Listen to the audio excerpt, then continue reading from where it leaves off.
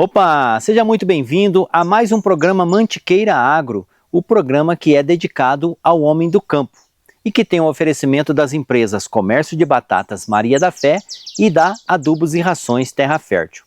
Eu já peço aqui para você se inscrever aqui no nosso canal no YouTube e seguir as nossas redes sociais, porque é muito importante para nós aqui da Estação Mantiqueira.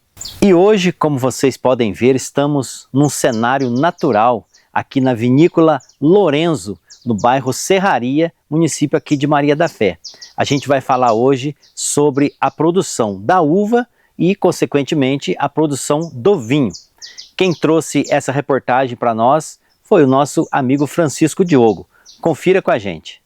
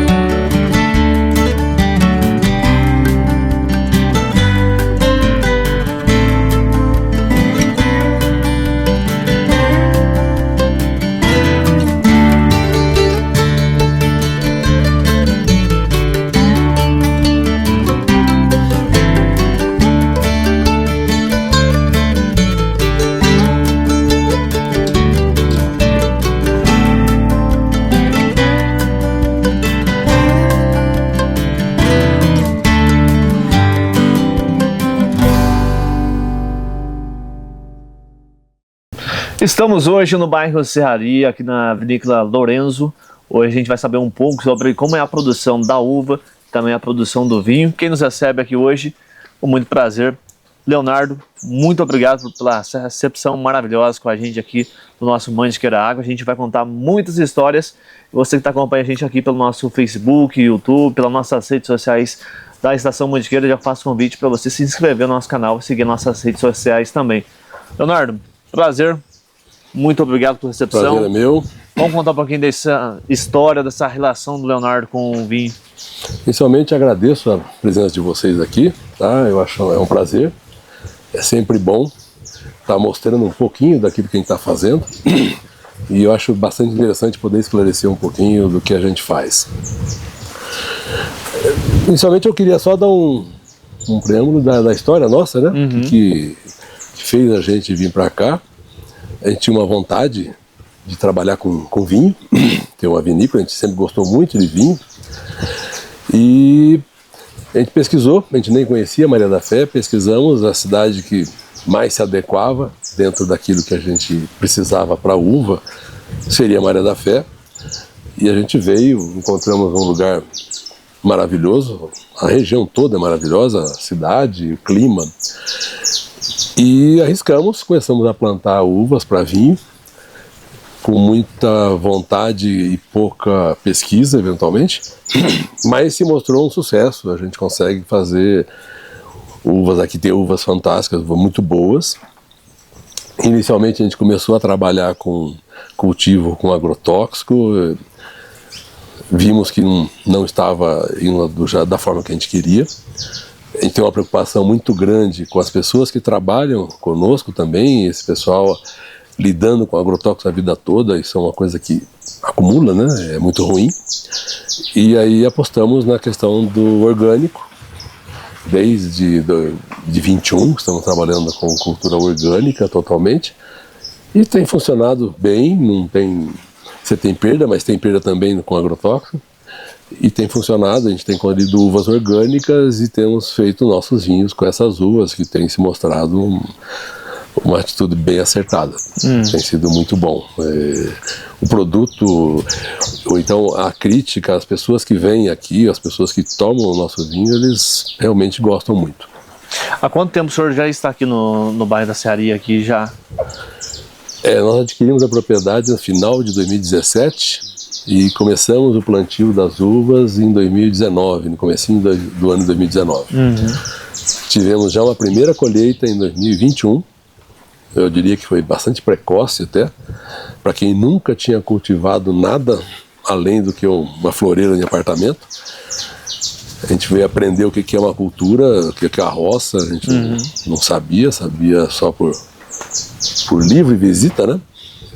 Então a gente viu que não é uma coisa fácil, mas é uma coisa fantástica, uma coisa maravilhosa. Mas não é fácil, como nada na vida é fácil. Então, desde 21, a gente tem tido colheitas anuais e os vinhos estão a cada dia melhores, né?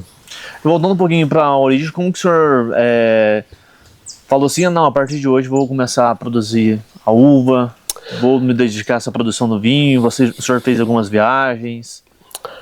Então, eu sou apaixonado por vinho, certo? Na minha época, a gente bebia muito cedo. Então, eu tomei meu primeiro gole de vinho com 4 anos de idade. Família de italiano, então o vinho era uma coisa normal. E então eu viajei muito, vinícolas no mundo inteiro. Sempre tive uma vontade doida, talvez não de fazer o vinho, mas de conhecer.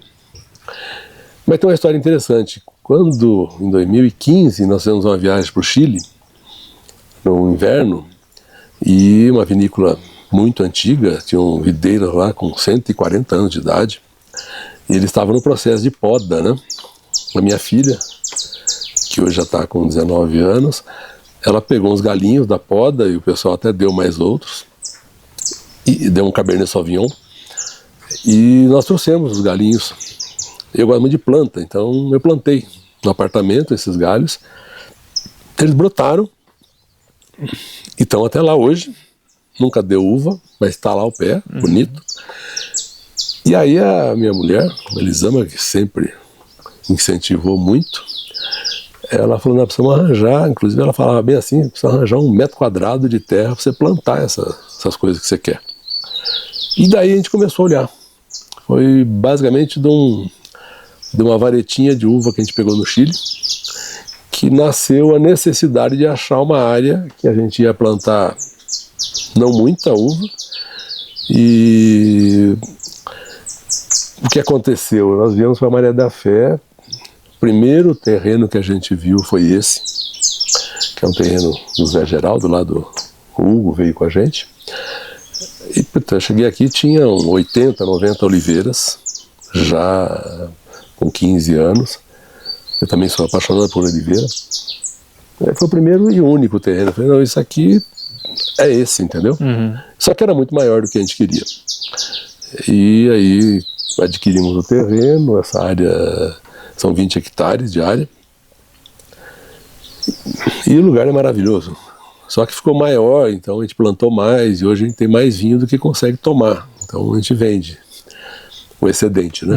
Então, mas sem dúvida virou uma coisa, é uma paixão e virou também um negócio, né? Então a gente consegue ter um vinho bem interessante. Inclusive até para ilustrar, outro dia veio um pessoal para fazer degustação. Eu até perguntei, poxa, vocês vão ficar onde, né? Falou, não, nós viemos só para fazer degustação e vamos voltar.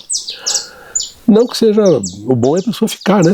Ir pro hotel, conhecer outras coisas, mas o que eu coloco como interessante é que você passa a ser um ponto também de referência. Exatamente. De atração das pessoas. A gente usufrui dos turistas da região, que vem ver o azeite, ver a cidade de Maria da Fé, que é um lugar fantástico, e a gente consegue atrair gente também.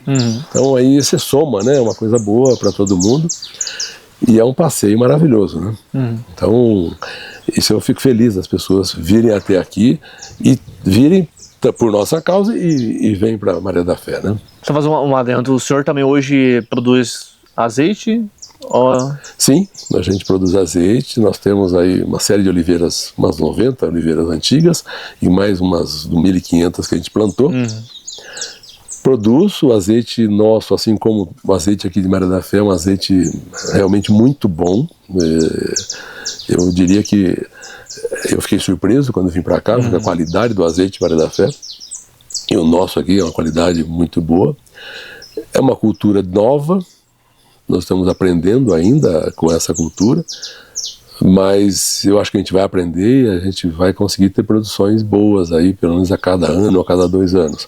Esse ano a gente vai ter uma produção de azeite e a gente aposta muito nisso, né? Porque é uma cultura que, para nós, tem uma lógica muito grande com o vinho, Então o clima também é muito próximo e ajuda. E também agora, não sei se depois vocês podem verificar aí, nós temos uma pequena plantação de café. A gente está agora apostando no café de altitude. Vai ser pouco, umas 2.000 mudas de café, só para a gente ter um café nosso, que eu acho que dá para ter uma qualidade, porque a região aqui é bem diversificada, né? Como o senhor citou. A gente vê bastante essa questão de crescimento da cultura em Maria da Fé, como o senhor citou, o azeite, onde a gente tinha capital estadual, né? A uva agora vem ganhando também seu espaço, o café também em si, aqui para a região é forte, e principalmente nessa questão de altitude. A gente está aqui Estamos a 1.570 nesse ponto aqui, onde nós estamos sentados. Então, tem que realmente explorar isso. Tá? Porque, por exemplo, as regiões vinícolas, elas sempre estão num paralelo 30, 40 do globo terrestre. Aqui, nós estamos no planeta 22.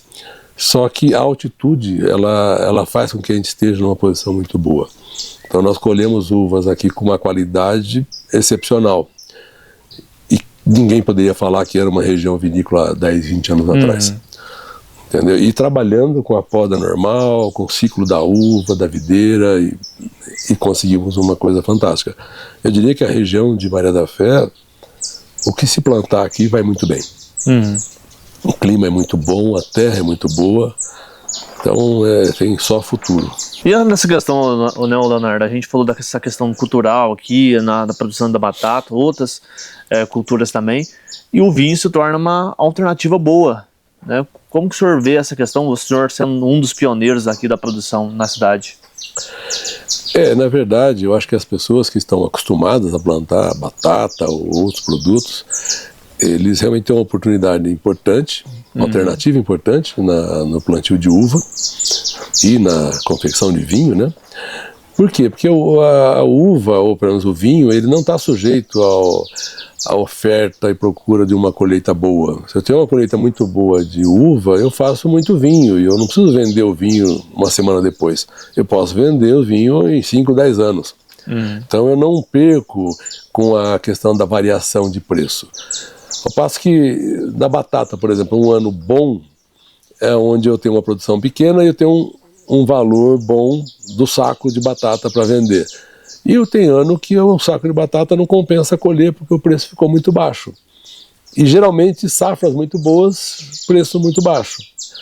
Então, para fugir um pouco disso, porque inclusive isso aí é o motivo de algumas pessoas até que enriquecem com isso, são pessoas, sei lá, que trabalham muito, e tem pessoas que perdem tudo com isso. Por quê? Porque a pessoa planta e o pessoal da região mesmo fala, ele aguenta 1, 2 colheitas ruins, com preço ruim, a terceira ele não aguenta mais.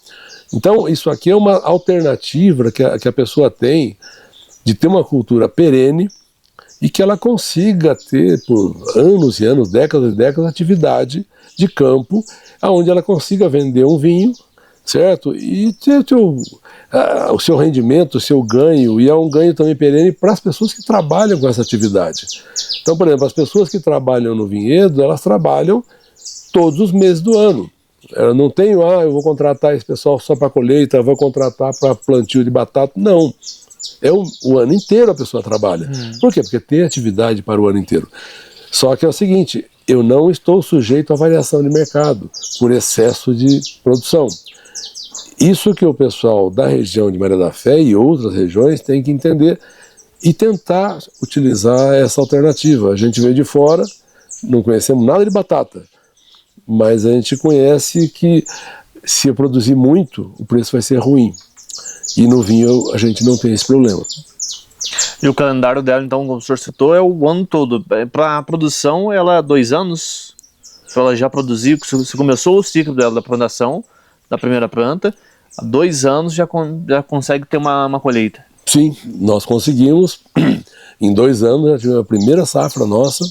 Ela não é uma grande safra, porque a planta está nova, mas você consegue produzir, consegue engarrafar seu vinho, entendeu? E consegue já estar no mercado vendendo esse vinho. E voltando lá para 2021, Leonardo, onde o senhor comenta, né, que foi a sua primeira experiência com a produção, foi a primeira colheita, Como é que foi para você, depois de tudo, né, como o senhor citou pra gente, na questão que o senhor levou para o apartamento, começou ali a crescer e ver, e a partir daquele momento o senhor vê a produção, o seu sonho sendo realizado. Como é que foi para o senhor especificamente? É uma sensação de muito alívio também, né? Porque você fez uma aposta, né? Porque uma região nova, uma coisa é você montar um vinhedo onde tem vários vinhedos. Outra coisa é você montar um vinhedo onde tem um que ainda na época não estava praticamente produzindo. Então, quer dizer, tudo eram apostas. Então, a hora que a coisa começa a realmente funcionar, você começa a ter colheitas boas, produtos bons, vinhos bons, aí é um alívio que você realmente fez uma opção boa. É uma sensação de ter conseguido, é muito bom isso, né? E uma sensação, é uma coisa que você tem muito trabalho, porque a gente descobre quando vem para o campo que você não para, né? É uma coisa louca. E se você quer qualidade, você trabalha mais ainda, porque você tem que se esforçar, tem que se atualizar, tem que viajar mais. Por incrível que pareça, você está aqui, mas você tem que viajar para poder conhecer técnicas novas, conhecer novos produtos que você pode estar utilizando. Então, o desafio continua. Só com a vantagem que você percebeu que dá para fazer. E que realmente é viável, e é viável você obter a qualidade que você está buscando. Entendeu? Que eu sempre coloquei para mim que eu só faço um vinho se eu conseguir fazer um vinho que eu gosto de tomar. Se eu fazer um vinho que eu vou tomar o vinho de outro lugar, eu prefiro não fazer. Então, o nosso hoje é o vinho que eu prefiro. Então, eu estou feliz com isso. E qual que foi o maior aprendizado que o senhor teve ao longo de todo esse tempo na questão da produção? Qual que foi o maior aprendizado que o senhor teve com a produção do vinho? Olha, perseverança e acreditar naquilo que você está fazendo. Resolvemos fazer orgânico? Acredita, entendeu? Pesquisa, não existe uma verdade que alguém fala, ou você faz assim ou não faz, não existe isso. Tem caminho para tudo. Se você insistir com técnica, procurar pesquisar, você faz. Mesmo que seja contra a corrente, você vai fazer e você tem uma chance grande de sucesso se você perseverar. Se você cada vez, olha, eu fico um ano fazendo isso, poxa, não deu certo, outro ano eu faço diferente, não deu certo, você não vai chegar nunca a lugar nenhum. Certo? Você tem que definir um caminho e ir em frente. Mas não está dando certo? Então, pesquise por que não está dando certo. Você não precisa mudar de rumo, continua no caminho, mas muda a forma que você está trabalhando eventualmente, mas continua firme. Você vai ter sucesso. O que não pode é desistir. Eu acho que o maior aprendizado é justamente esse. Não desista, entendeu? E nesse meio tempo, nessa correria toda, o senhor pensou em desistir? Pensou que não daria certo? Pensar que não daria certo é uma coisa normal para todo mundo, né? Porque se você não pensa que pode não dar certo, aí você se arrisca demais, a chance de não dar certo é muito grande. Então, quando você pensa, puxa, isso aqui pode não dar certo, aí você toma mais cuidado para que justamente a coisa dê certo, né? Agora, quanto a pensar em desistir, eu acho que e acho que todo mundo que trabalha com lavoura pensa em desistir quase todo dia, entendeu? Cada dia que chove quando não podia, cada seca que dá, que você não está esperando, você pensa em desistir. Só que tem uma coisa maior, você precisa daquilo, ou precisa para sua subsistência, ou precisa para a subsistência aí porque você gosta, você precisa, então eu acho que faz parte, né? As pessoas elas têm insegurança em alguns momentos, e é normal que tenha. Ninguém pode chegar e falar, não, eu sempre fui muito seguro. Não é assim. Você tem dúvidas, e eu acho que a dúvida faz com que você aprenda mais. Quem não tem dúvida não aprende, né? Eu preciso ter dúvida, e eu vou aprendendo para justamente tornar viável e fazer com que eu não desista também, né? E já falando nisso, qual que é a sua expectativa já para o ano de 2025? Essa colheita está já finalizando? Então, 2025 está uma colheita muito boa. A gente está na fase término, mais um mês, acho que a gente consegue colher tudo. Não foi um bom ano para algumas espécies nossas, né? Tipo a Pinot Noir é uma uva que a gente produz muito, acho que 20% das nossas videiras são de Pinot Noir. A gente sofreu esse ano passado com a seca que teve após agosto, né? Ficamos aí 3 meses sem chuva. E como a gente não tem irrigação artificial, a nossa planta é a natureza que tá cuidando aqui, acabou que a Pinot ela sofreu um pouco mais, brotou atrasada, mas graças a Deus tá aí, brotou, tá bonita, mas não teve uma grande produção. Mas fora isso, não se dá para reclamar, porque as outras compensaram, a gente está tendo uma produção grande, temos muito vinho, então não vai ter nenhum tipo de problema, e a gente tem que saber que nós estamos lidando com a natureza. Eu não quero trapacear com a natureza muito, entendeu? A gente até usa algum produto orgânico para trapacear um pouquinho, para não deixar ter as pragas, mas a natureza é a natureza, não tem jeito, né? O vinho é um produto exclusivamente do humor da natureza. Um bom ano você tem um bom vinho, um ano não tão bom você tem um vinho não tão bom, então faz parte, também a paixão pelo vinho leva isso em consideração. Você tem que considerar que não é uma coisa previsível. E atualmente aqui hoje são quantas variedades que o senhor tem? Nós devemos ter em torno de 12 variedades. Tô citando algumas mais famosas aí, eu tenho as tintas aí, Cabernet Sauvignon, Cabernet Franc, Shiraz, Petit Verdot, Marcelin. Então, temos as brancas aí, a Chardonnay, Sauvignon Blanc, Viognier, Gewürztraminer. Então, temos várias espécies de uva. Fazemos alguns blends com essas uvas também, que é para trazer complexidade, aroma diferentes para o vinho, né? E a gente pretende, para o futuro, plantar um pouco mais. Por enquanto, a gente tem que aprender um pouquinho mais como é que lidar com o que temos, né? E já falando dessa forma, como que o senhor vê o cenário da questão da produção do vinho para Maria da Fé, para a região da Serra da Mantiqueira, que tem esse fator da altitude, que é um colaborativo?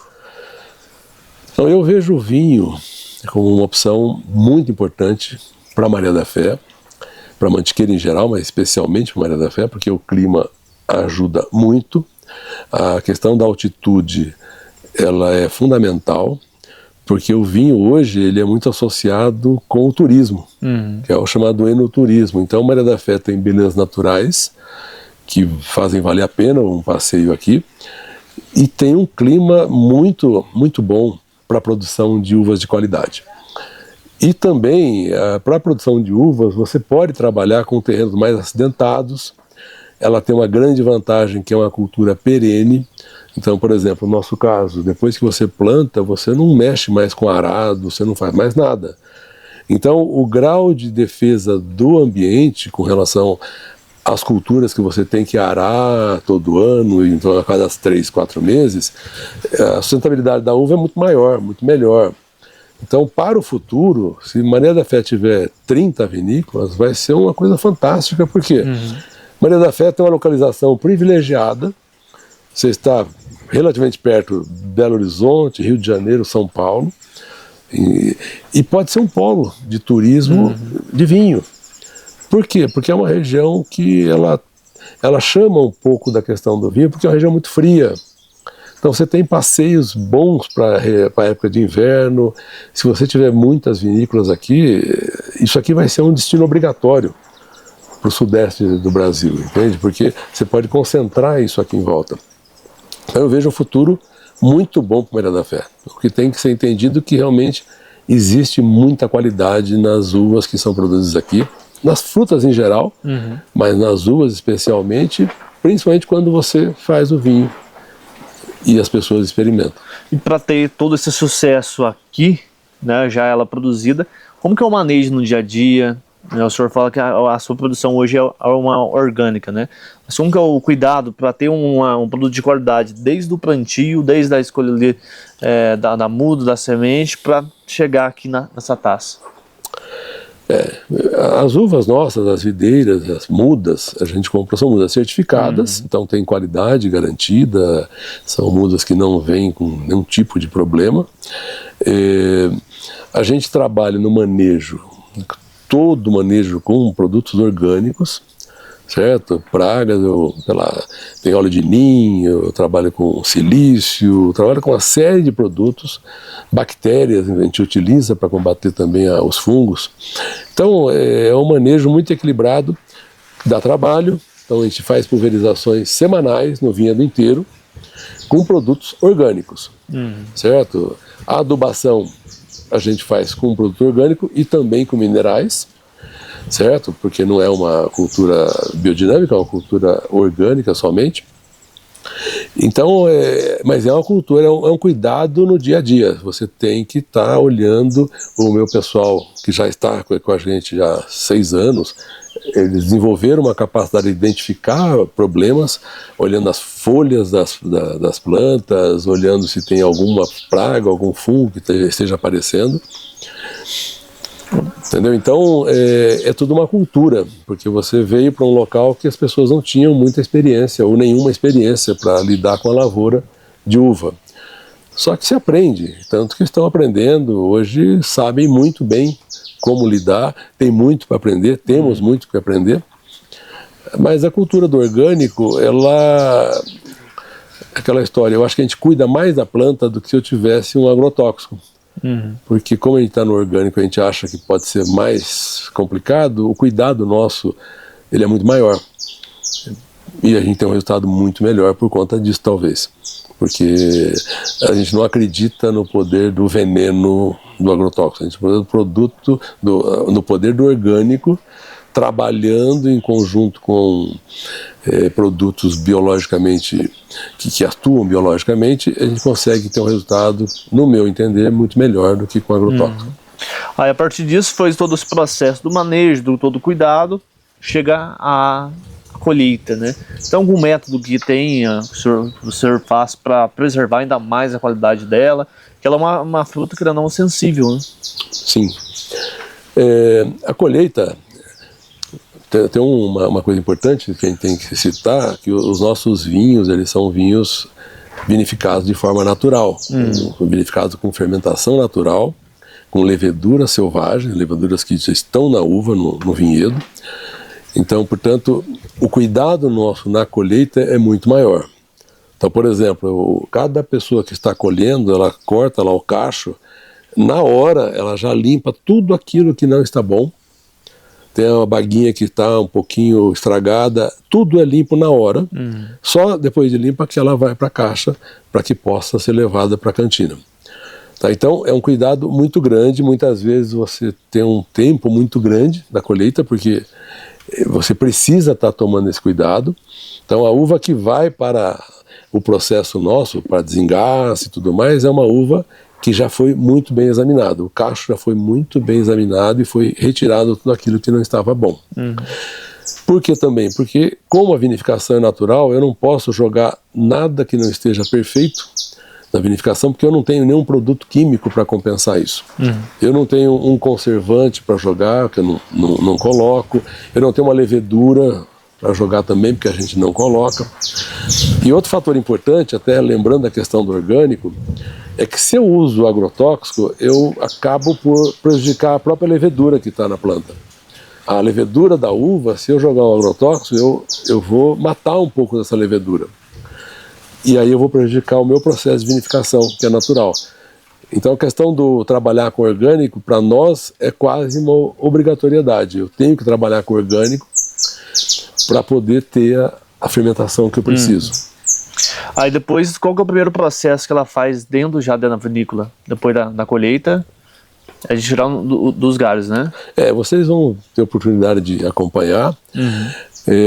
São as caixas de uvas, que são caixas inclusive previamente limpas, elas chegam com o carregamento das uvas, né, do engaço com os cachos, e ela vai passada inicialmente na desengaçadeira, certo? A gente não lava as uvas.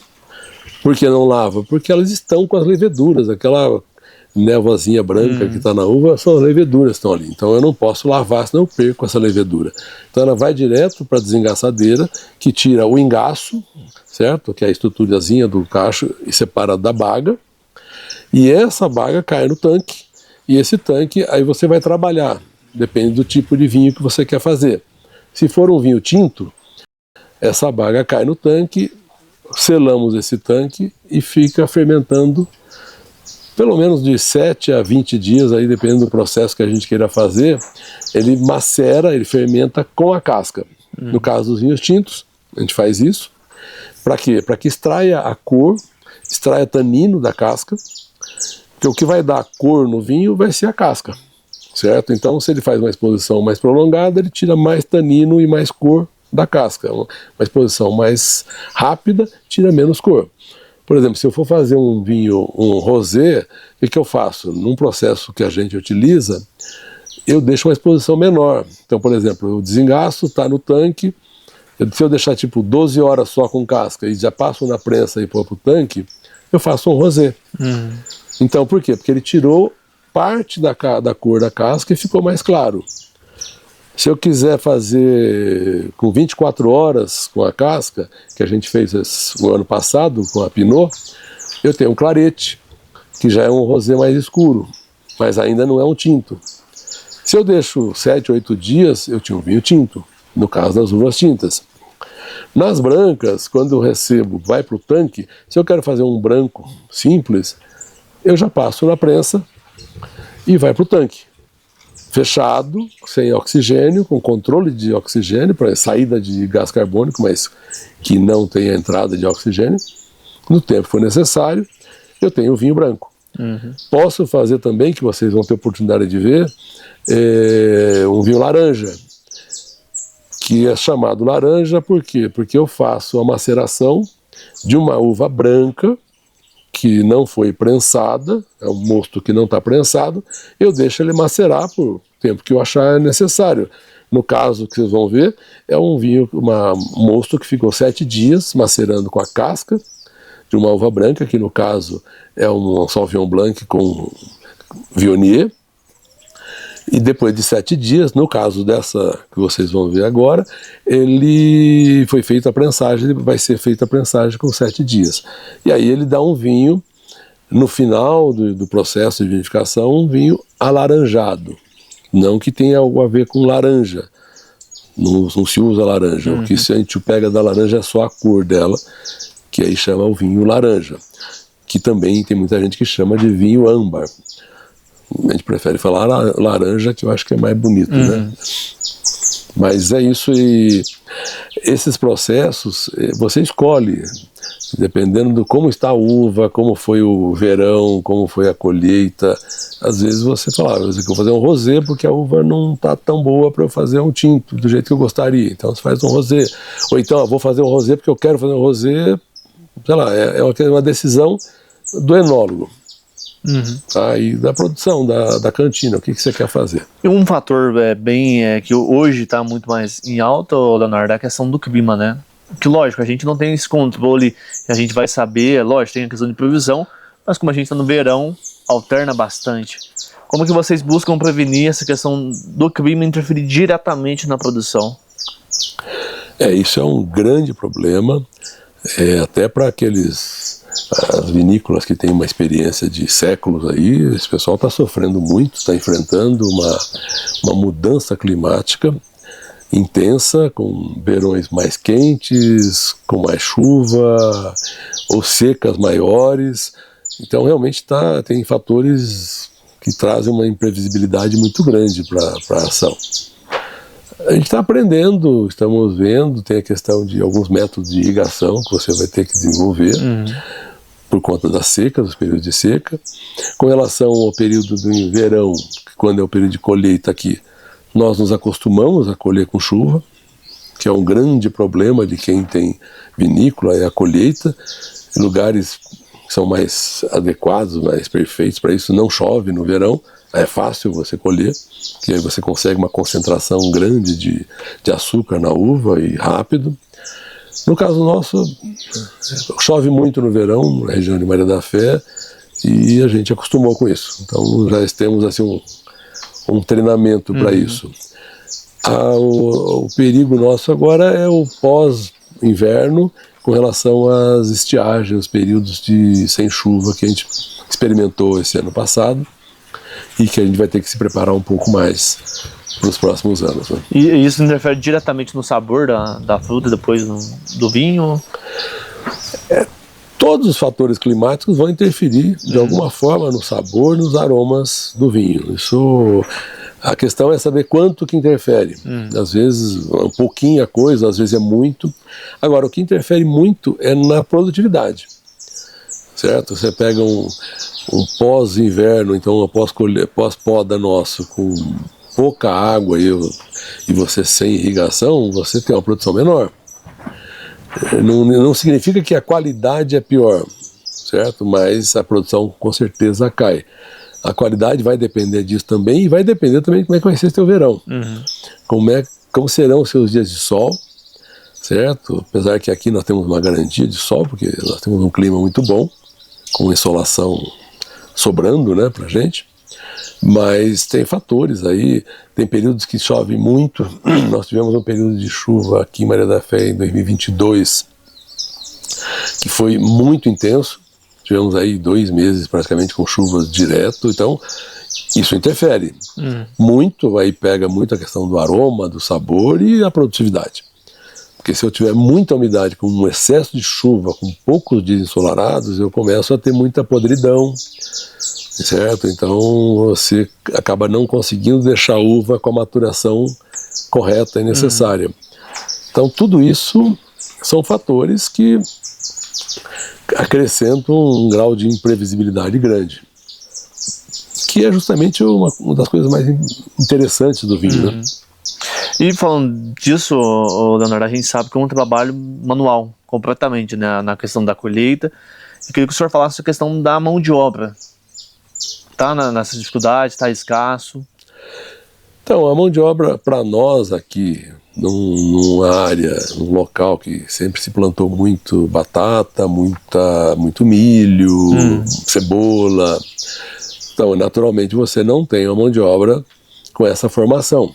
Então, principalmente quando a gente começou, ninguém, né, basicamente, não vou nem falar pouca gente, quase ninguém tinha qualquer tipo de experiência com o manejo de videira, o manejo de uva, essa coisa toda. Agora, a dificuldade de mão de obra sempre existe. Você tem pessoas que se adaptam melhor, outras menos, você tem uma rotatividade que não é boa, porém tem tido sorte, tem gente que está desde o começo aqui, né? Então isso tem ajudado muito, porque para nós a gente acredita muito no treinamento, no aprendizado, e eu acredito sempre que todo mundo aprende qualquer coisa. Então a gente acredita em treinar a pessoa, depois de 1 ano, 2, a pessoa está desempenhando bem a função. A rotatividade para nós é ruim.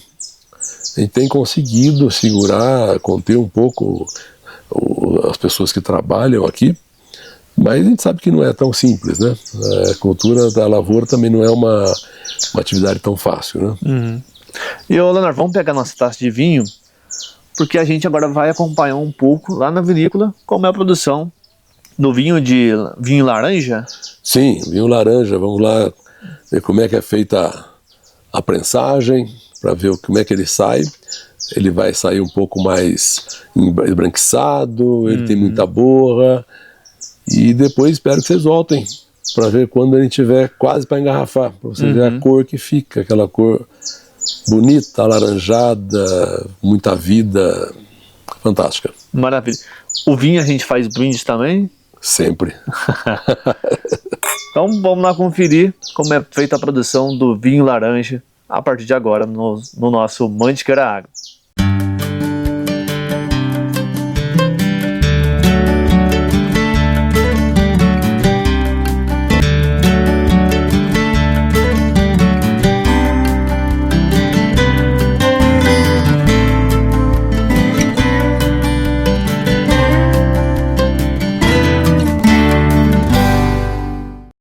Então, depois da primeira fermentação, quando entra na segunda fase, essa borra começa a descer e a gente não faz filtragem nenhuma, né? Então a gente só pega pela sedimentação, ela desce e depois a gente tira o vinho por cima para que ele não fique com a borra. Então ele vai ficando cada vez mais claro. Apesar que o laranja ele fica com cor alaranjada, por isso que ele é chamado de vinho laranja. As pessoas às vezes confundem, achando que tem a ver com alguma coisa de laranja, mas não, é só a cor. É tudo de uva mesmo. Depois que decanta essa que você falou, ele chega a ficar transparente. Não fica nada opaco. Não fica nada opaco. Ele fica, na verdade, ele fica mais dourado, né? Mais para um laranja mesmo. Bom, o que garante que ele fique mais límpido, né? Que você não fica com nada em suspensão, é justamente a trasfega que você faz. A cada mês você tem que fazer uma troca de tanque. Entendeu? Aí você deixa, joga fora, descarta a borra e vai trocando pro tanque, o vinho vai ficando mais limpo.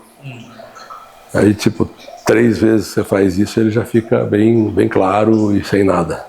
Você bebe ao mês ou ao dia ou à semana? Ao mês. Mês. Se você fizer muito rápido, não adianta, né? Porque ela não desce a borra. Você tem que dar um tempo para que ela tenha como descer até embaixo, para você limpar o vinho.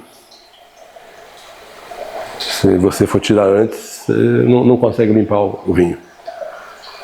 Tem situações que a gente deixa até 2 meses para poder baixar bem e limpar bem. Esse processo de prensagem, a gente não faz uma prensagem muito forte. Tanto que a gente prensa uma vez só. Tem muito lugar que o pessoal prensa 2, 3 vezes, que é para extrair o máximo possível. A gente acha que o ganho que você tem em quantidade, ele não compensa o que você perde na qualidade, né? Porque aí você começa a espremer muito a semente tem ácido graxo, aí ela começa a ficar... vai amargando um pouco, né? Então, se for fazer mais processo dessa forma, aumenta a questão de nível de álcool do Não, não interfere nada. O álcool ele surge nessa primeira etapa. Ele pega o açúcar e as leveduras da própria uva, que a gente não coloca nada, né? Então, nessa primeira etapa da fermentação alcoólica, as leveduras transformam o açúcar em álcool. Então, todo o álcool é feito nessa etapa. Vamos ver como é que está isso. E tudo no vinho é experimentar, né? Não dá para você fazer vinho se você não ficar... Desde colocar a uva na boca, quando está colhendo, depois da fermentação, você experimentar cada etapa, porque o aspecto sensorial, o que você vai identificar, é fundamental para ver o rumo que está indo o vinho. Quer sentar? Oi. É aquilo que eu te falei. Ele está cheio de ácido málico. Tem álcool, mas o ácido málico, ele pega muito na boca. Esse ácido que tem que ser transformado em ácido lático. Porque isso aí ele fica desagradável. Já é vinho. Digamos assim que já está no álcool. De vinho. Entendeu? Acho que 90% do álcool já está aí. Tanto que esse aí não sente quase açúcar. Então ele fermentou tudo. Só que o ácido málico ele está presente. Lembra muito aquilo, é maçã verde, que pega na boca, né? Então agora tem essa etapa que ele vai se transformado em ácido lático, senão fica ruim, né? Você não consegue tomar. Esse é um vinho, ele vai se tornar um vinho branco? Esse é laranja. Laranja. É um vinho uva branca, teoricamente é um vinho branco, só que ele fica com cor alaranjada, porque ele foi fermentado, foi macerado nesses primeiros 7 dias com casca. Aí ele extrai o tanino da casca e extrai a cor da casca. Então por isso que ele não fica um vinho branco. O branco é aquele que você prensa e joga pro tanque. Você colhe, desengaça ali na desengaçadeira e já joga pro tanque. O processo do vinho é igual se fazer um café especial ou tem as suas diferenças? Não, o vinho sempre você pode fazer com um cuidado maior. Você pode, por exemplo, nós tentamos fazer sempre um vinho com uma qualidade superior. Então, por exemplo, a gente não usa nenhum insumo enológico, a gente não coloca nada, nem... Você joga para mim, por favor. E a gente tenta fazer uma uva muito boa, nossa uva orgânica, então você não tem defensivo agrícola, não tem agrotóxico nenhum. E também a fermentação dos nossos vinhos, ela é fermentação feita de forma natural. Então, por exemplo, eu não coloco nada aqui, que seria uma levedura que a gente costuma conhecer como fermento. Se eu pegar um fermento de padaria e colocar numa fruta, alguma coisa, num líquido doce, ele vai fermentar e vai virar álcool.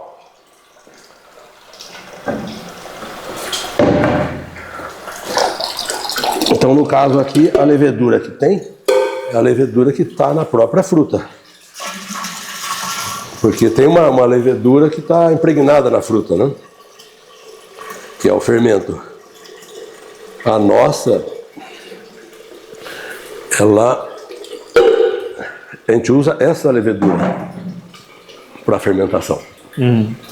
E também a gente não usa nenhum conservante no vinho. O vinho industrial, ele tem lá o sulfito, né, que é o SO2, que é comum, tem vários alimentos que você conserva com SO2, e no vinho também não é diferente, só que a gente não coloca. Tá? Porque o SO2 tem muita gente que tem intolerância, alergia, então a gente evita, porque também não é a proposta nossa, né? E se um conservante realça ainda mais o sabor dele, né? O conservante realça o sabor do conservante, né? Muitas vezes. E fica um vinho diferente. O conservante, muitas vezes, ele acrescenta principalmente na boca, nas sensações de acidez, sei lá, ele acrescenta coisas que não são do vinho. Você chega a confundir o aroma e o sabor do vinho, que seria o natural do vinho, com o aroma que vem trazido pelo o SO2. Entendeu? Então você pega vinhos aí, e essa dosagem de SO2 ela é muito variada. Pra você ter uma ideia, um vinho branco que a gente faz de método natural, ele fica com um percentual aí, um número de 6 a 10 miligramas por litro, resultante da própria fermentação, sem colocar nada. E o vinho branco, se não me engano agora, a norma brasileira, ela permite você colocar 200 miligramas, quando você vai colocar de forma artificial. Que é uma coisa muito alta. Então, quem tiver algum tipo de intolerância vai sofrer dor de cabeça, tem uma série de problemas que vem daí. Evidente que depende do produtor. Eu acho que ele não coloca nessa que a norma permite, o pessoal coloca um pouco a menos. Mas a opção nossa é colocar nada.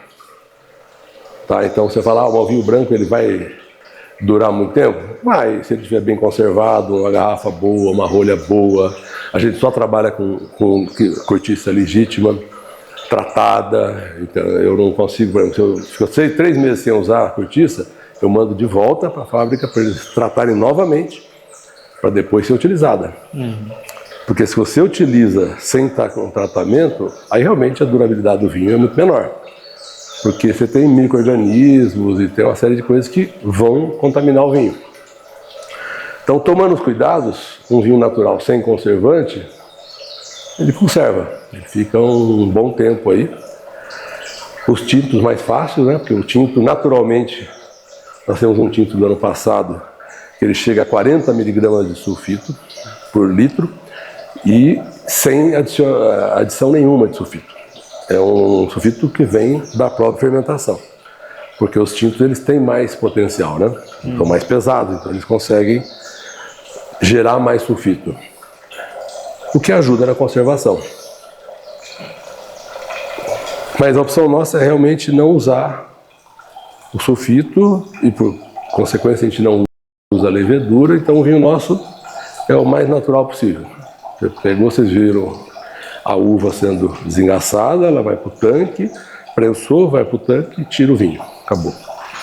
Não coloca nada mais de insumo enológico, absolutamente, justamente para conservar o espírito da uva, né? Então, agora você coloca a levedura e coloca o conservante, de uma forma ou de outra você já está mudando o sabor do vinho. Entendeu? Há quem diga que mudou para melhor. Tá, mas não é só uva mais, né? Já é um produto químico.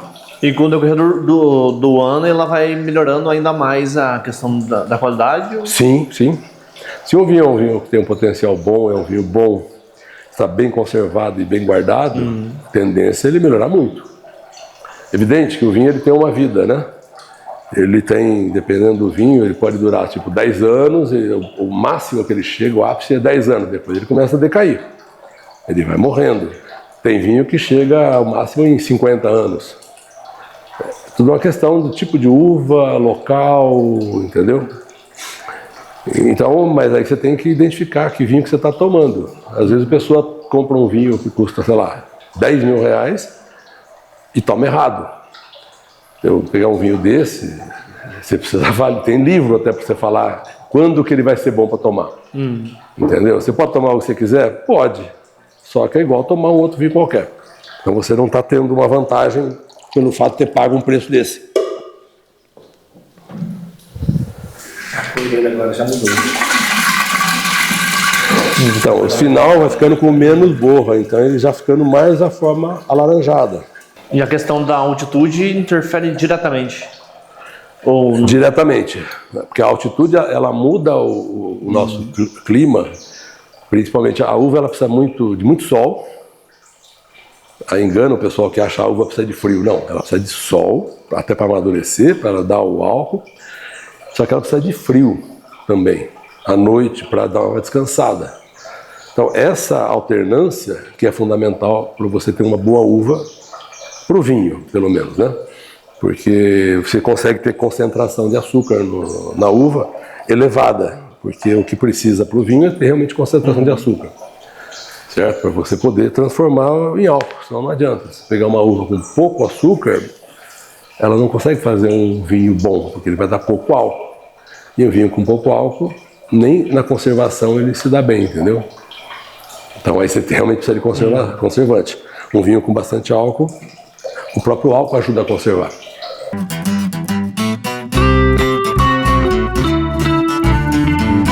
Comércio de batatas Mar da Fé, sempre incentivando e colaborando com a cultura da batata, desde a agricultura familiar até o grande produtor. Localizado em uma região de clima frio na Serra da Mantiqueira, a mais de 1.258 metros de altitude, Mar da Fé é referência nacional na qualidade da batata.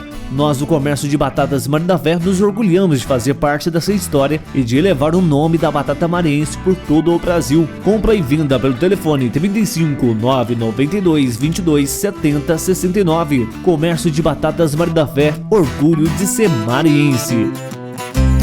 Meu amigo agricultor, na hora que precisar, vai na Adubos Terra Fértil que você vai encontrar. Cultivamos qualidade e confiança. Aqui você encontra produtos de qualidade e preço bom. Adubo, semente, sistema de irrigação, produtos veterinários. Temos uma loja completa esperando por você. Precisa de lonas, arames ou morão trabatado? Nós temos e não para por aí. Sal comum, sal mineral, rações, tudo para garantir o sucesso do seu negócio. E não podemos esquecer da nossa linha completa de defensivos agrícolas, produtos biológicos e adubos foliares. Venha nos fazer uma visita. Rodovia Mar da Fé Itajubá, KM2, no Pontal da Serra. Telefone 35 998 86 6861. Adubos Terra Fértil, plantando o futuro. Estamos de volta aqui com o nosso programa Mantiqueira Agro e agora chegou o momento esperado por todos, né? O momento dos abraços. Eu vou usar a colinha aqui porque é muita gente, viu? É muita gente. Os abraços do programa de hoje vai para o Nilcinho, a Beatriz e o Leonardo, da BLZ Morangos, município de Cristina. Também vai para o Antônio Carlos e Rafaela de São Lourenço. Também para o Diogo, o Jonathan, o Marcos e Jéssica de Carmo de Minas. Vai para o Nilson, para o Ângelo, para o Nelson, para o Vane, Lucas, Márcio, Rafael e Rogerinho, aqui de Maria da Fé. E também os abraços de hoje vai para o Márcio de Itanhaém, São Paulo, e para o Sinésio de Piranguim, e para o Guilherme da cidade de Virgínia. É muito importante você deixar aqui nos comentários o seu nome e a cidade, para que a gente possa mandar esse abraço para você na próxima edição do programa Mantiqueira Agro. E nós vamos ficando por aqui com mais essa edição do programa Mantiqueira Agro, o programa que é dedicado a você, homem do campo, e que tem o oferecimento das empresas Comércio de Batatas Maria da Fé e da Adubos e Rações Terra Fértil. E você pode também ouvir a nossa rádio web, 24 horas no ar. Você pode baixar o aplicativo e, com apenas um clique, ouvir a nossa rádio. Fiquem com Deus e até o próximo programa.